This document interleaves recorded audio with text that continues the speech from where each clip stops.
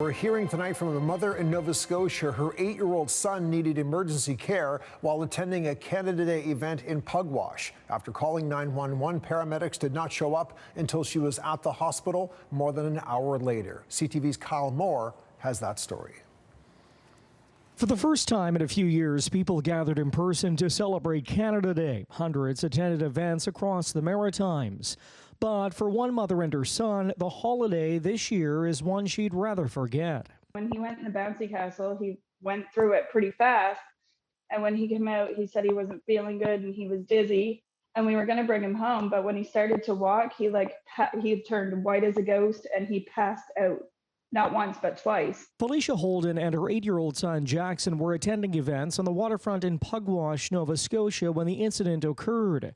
They called 911, but help was slow to arrive. We had waited down at the waterfront for about a half hour, 40 minutes, I would say. And then we took him up to the hospital ourselves.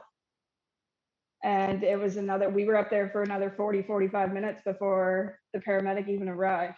Holden says she was later told there were no ambulances in the local area. She says the closest one was more than an hour away in Pictou. When the paramedic came to the hospital, she did explain. She said she was sorry, and she said she had begged for an ambulance to stay in Wallace, so there would at least be one on the shore close by, but they wouldn't leave them there. They sent them to Pictou. In an email to CTV News, Emergency Health Services says in part the event attended by the family was one of several held in communities across the province on Canada Day, which placed an added strain on emergency response resources provincially.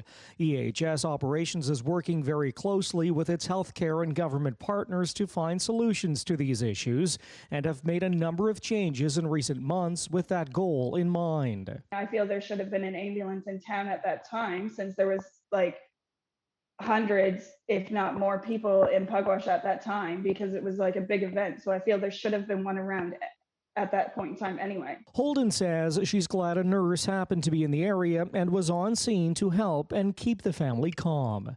And Paul, I did speak to the MLA for the area, Elizabeth Smith McCrossan, who said she had people reach out to her that witnessed the incident who were also very upset about the response time, something she will be looking into. Meanwhile, EHS says they are deeply concerned about the incident. Paul. All right, thank you, Kyle. CTV's Kyle Moore reporting tonight from Sydney.